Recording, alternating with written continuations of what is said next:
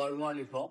ஞானம் முழுமையாக ஒருவனுக்கு கிடைத்து விட்டால் பயம், கோபம், பகை, வெறுப்பு, துன்பம் வாய்ப்பே கிடையாது.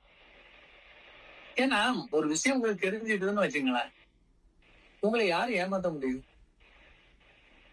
யோசிங்க. நீங்க காடி ஓட்டிட்டு வெளிய இருந்து வந்தீங்க, காடி விட்டீங்க. பின்னாடி ஏதோ ஒண்ணு ஒரு கை தொங்கிட்டு இருக்குது, ஒயர் மாதிரி. நீங்க வரும்போதே பாத்துட்டீங்க. சரி அப்புறம் கிளம்பும் போது அதை எடுத்துக்கலாம்னு வீட்டுக்கு அவசரமா வந்துட்டீங்க. இவன் வீட்டுல வந்து உட்கார்ந்த உடனே வெளியில இருந்து வரக்கூடிய உங்க தம்பி, வண்டிய பாத்தியாடா? என்ன விவரம் கேட்டவன வண்டி இப்படியா விடுறது? ஒயர் ஸ்டாக் அடிச்சு வண்டி ஃபுல்லா ஃபயர் ஆயிரப்பட ஊம்பா.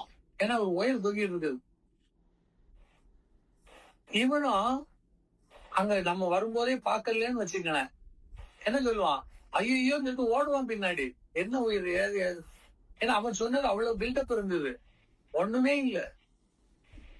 ஆனா இதே ஞானம் இருந்துன்னு வச்சுங்களேன், கண்ணை பொத்துனாலே வண்டியில தொங்கக்கூடிய ஒயர் தெரியும். அப்ப இவன் சொல்லும் போது சரி நான் பார்த்துட்டேன்னா அதுக்கு பிறகு கதை சொல்ல முடியாது.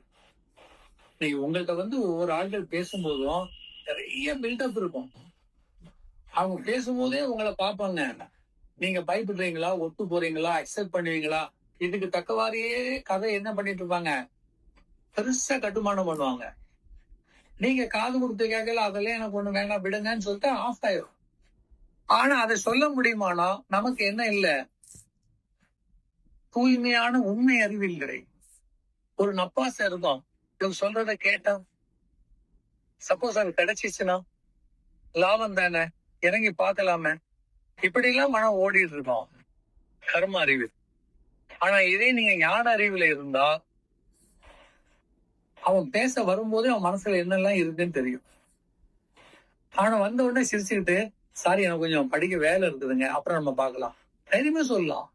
போயிருவான், அவங்களை கலைக்க மாட்டான். நீங்க நிறைய வேற என்ன பண்றாங்க, கூட இருக்கிறவங்க தான் என்ன பண்றாங்க, சீண்டி கலைச்சிருந்தோம்.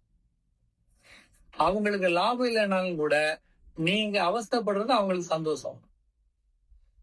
அந்த மாதிரிதான் நிறைய நடக்குது. அது வீட்டுல இருக்க பொம்பளைகளுக்கும் சரி, ஆம்பளைக்கும் சரி. ஆம்பளைன்னா வெளியில ஆபீஸ்ல ஃப்ரெண்டுகிட்ட பிரச்சனை வரும், பொம்பளை வீட்டுல இருந்தா வரக்கூடிய பொம்பளைங்களே போட்டு தாக்கிடுவாங்க. அப்ப இதுக்கு காரணம் அடுத்தவங்கள்ட்ட நம்ம காது நீட்டுறதுதான். அடுத்தவருடைய சொல்றதெல்லாம் நம்ம உள்வாங்கி போடுறதுனால்தான். யாரு கதையே நம்மகிட்ட என்ன லாபம் இருக்கு? நமக்கு ஒரு பைசாக்கு லாபம் இல்லை. இதை ஏன் கேட்கலாம்? அவன் வரும்போதே சொல்லலாம், அக்கா நம்ம நாளைக்கு பார்க்கலாம்க்கா, முடிஞ்சு போச்சு. 2 தடவை வரும்போது சொல்லிட்டீங்கன்னா உங்க பக்கமே வரமாட்டா. ஆனா நம்ம எப்படி இருக்கிறோம், நம்ம வீட்டை பார்க்காம போனாலே, என்ன செல்லம்மாக்கா பார்க்காம போறீங்க, ரொம்ப அவசரமா வாங்க, கதை பேசுறது. ஊர்ல கேட்டீங்கன்னா பாட்டு பேசுறேன் பாக்க, திண்ணையில உட்கார்ந்து. யாரு பாட்ட? ஊர் பாட்டு. இதுல ஒரு சுகம் இருக்குது. ஆனா அது சுகம் இல்ல, சொறி. சொறி வந்தா தெரியும்ல, சொரிஞ்சா சுகம், வெட்டிட்டா காங்கும். சொரிய சொரிய புண்ணாகும். அத மாதிரி ஊர் கதைகளை கேட்டு கேட்டு கேட்டு கேட்டு கேட்டு அதுல சந்தோஷம் சோகங்கள் எல்லாம் வச்சு நம்ம வாழ்க்கை அதே மாதிரி மாறிடும். நீங்க அடுத்தவங்க கதையை கேட்கறது இல்ல, எதை பதிக்க வைக்கிறீர்களோ அது உங்களோட செயலாக்கத்தையும் மாத்து. நல்ல நடக்க இருந்தது கூட மோசமாகி, நீங்க தொடர்ந்து டிஸ்கவரியோ இல்ல பேய் படங்களோ பார்த்துட்டே வாங்க, நைட்டு படுத்தீங்கன்னா சொல்லாமலே கதவு தட்டும் பேய் கண்டிப்பா வரும். ஒரு 4-5 படம் தொடர்ந்து பார்த்துட்டு படுங்க, அப்படியே பக்கத்துல வந்து எழுப்பம், தட்டி எழுப்போம். பார்த்தா பல்லெல்லாம் நீண்டு, கண்ணெல்லாம் விகாரமா, தலையெல்லாம் போட்டு அப்படி ஒரு எலும்பு கூடு மாதிரி இருந்தனா எப்படி இருக்கும்?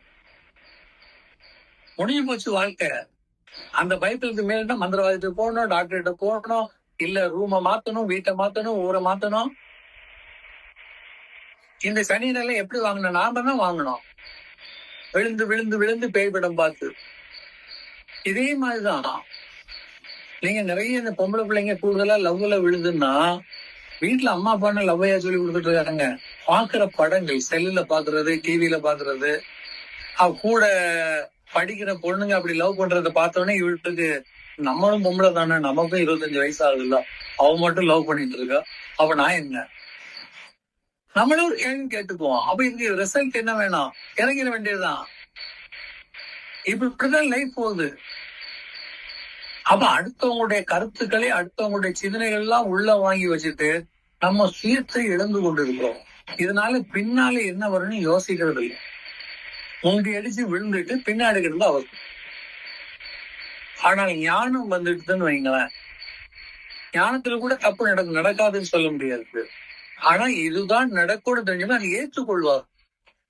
தப்பு தப்பாவே போயிடும், காணா போயிடும். பாதிக்க கொலை குற்றம் பாவம் தான். நன்றாக யோசியுங்கள். கொலை செய்வது பாவம். எல்லா பாவத்திலையும் பெரிய பாவம். பஞ்சமா பாதகத்திலையும் முதல் பெருசானது கொலை பாவம். கிருஷ்ணர் செய்ய சொல்றார். அர்ஜுனன் பயப்படுறான். மாமா கொலை மாமா. அது யார? அத்தனை பேரும் சொந்தக்காரங்களை, எனக்கு கத்து கொடுத்தவன, நம்ம தாத்தம் பாட்டன எப்படி மாமா கொல்றது? நான் சொல்றேன் கொல்லுடா. யோசிச்சு பாருங்க, கொலை பாவம் தானே. ஆனா அதே பாவத்தையே யார் பண்ண சொல்றா? பகவான் பண்ண சொல்றார். அடுத்தவா இல்ல. பகவான் சொன்னா